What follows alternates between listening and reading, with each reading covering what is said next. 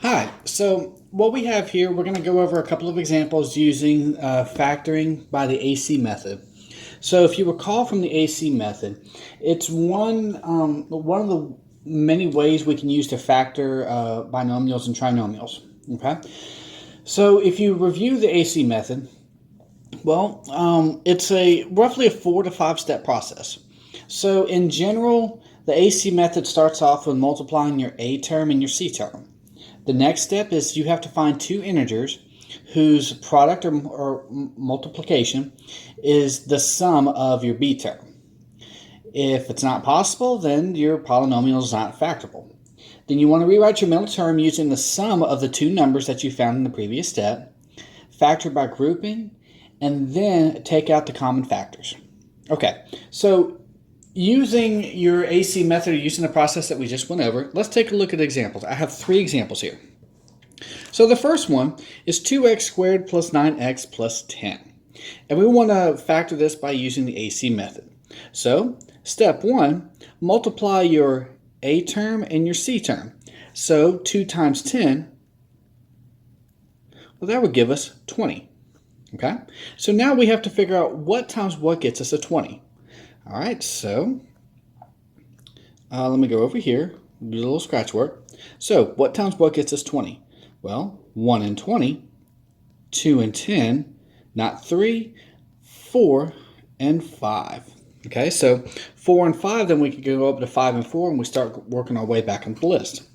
So now when we look at this list that we just made, what pair of multiples, or what two numbers will add up to 9? Well, 1 and 20, if you add those up, get you 21. That doesn't work. 2 and 10, if you add those up, you get 12. That doesn't work. Well, 4 and 5. Hey, guess what? 4 and 5 add up to 9. So those are the ones we're going to use.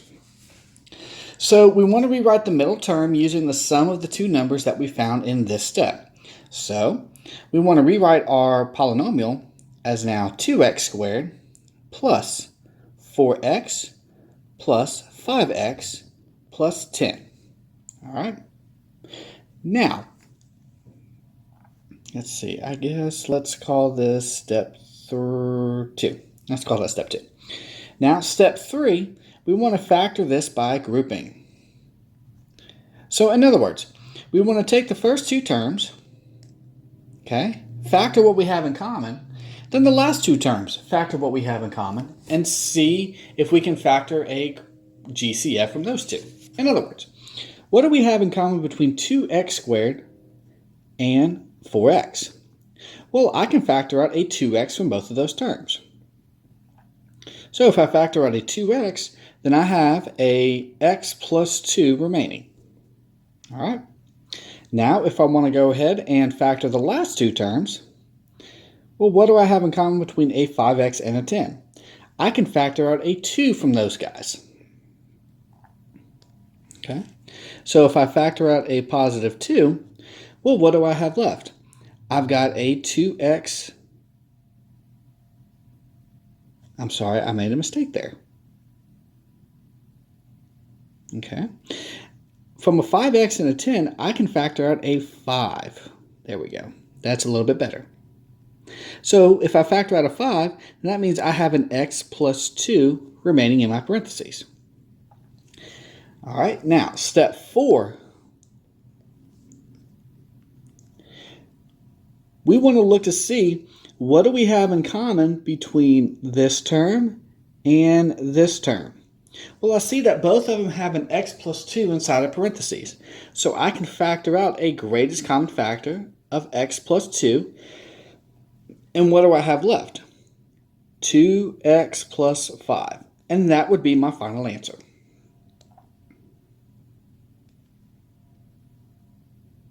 Okay.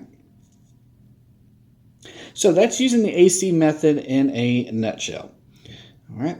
We multiply the A term and the C term, figure out what pair of multiples will add up to the middle term, rewrite your polynomial using the sum of the two middle terms, factor by grouping, and then factor a greatest common factor, and that would be your final answer. Well, let's take a look at another example, shall we?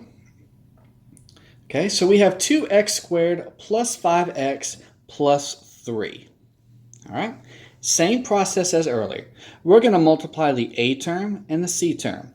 Well, 2 times 3, well, that gets us a 6. All right? So now we look at the multiples. We'll look at the numbers that multiply to give you 6. So we have 1 and 6, 2 and 3, not 4, not 5, not 6. Okay, so we're only left with those two guys. Now, when you add up 1 and 6, do you get 5? Nope. When you add up 2 and 3, do you get 5? Of course. So we're going to rewrite our polynomial using 2x squared plus 2x plus 3x plus 3. Take note, your first term and your last term are still the same. Okay? The only thing different is that we're taking the 2 and the 3 and putting them in place of your b term. Okay? Those are still the same. So let me kind of clean this up real quick.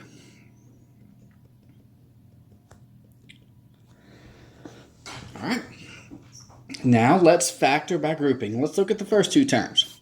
What can we factor from 2x squared and 2x? Well, we can yank out a 2x from both of those terms. And what do we have left? An x plus 1. All right. Now let's take a look at the last two terms. What can we factor out from a 3x and a 3? Well, we can take out a positive 3. And what do we have left? X plus 1.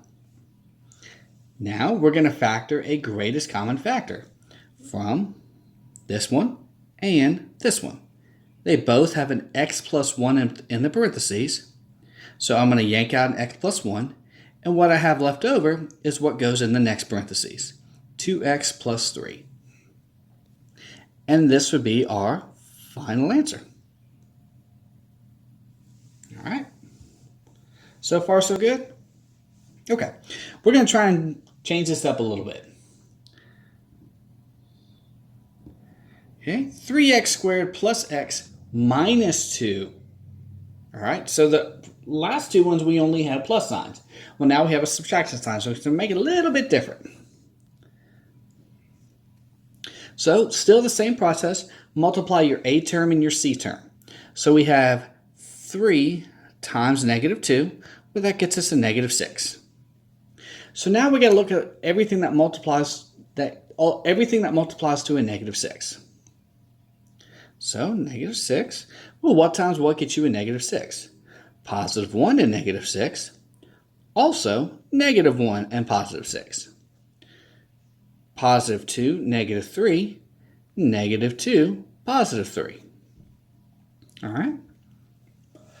Now, if we keep on going, we see that nothing else multiplies to a 6 or a negative 6, so this is our list right here. So since we have a subtraction sign in here, instead of adding the multiples to give you the middle term, we have to subtract the multiples to give you the middle term. So 1 and negative 6, if we subtract those, that gets us a negative 5. So that one doesn't work. What about negative 1 and 6? Well, that gets us a positive 5. That doesn't work. 2 and negative 3, if we add those together, that gets us a negative 1. That doesn't work. And negative 2 and a positive 3. Well, that gets us a positive 1. Ding, ding, ding, ding, ding. This is the list. These are the two numbers we're going to use. So we have our first term, 3x squared, and then we have minus 2x plus 3x. Remember, these numbers right here come from this list, or the two numbers that we just found, and then minus 2. So now we factor by grouping. 3x squared and a minus 2x, well, what can we factor from there? Well, we can factor out an x from both of them, and then what we have left is a 3x minus 2. All right? Now, if we look at the last two terms, the 3x and the minus 2, can we factor anything in common from those last two terms?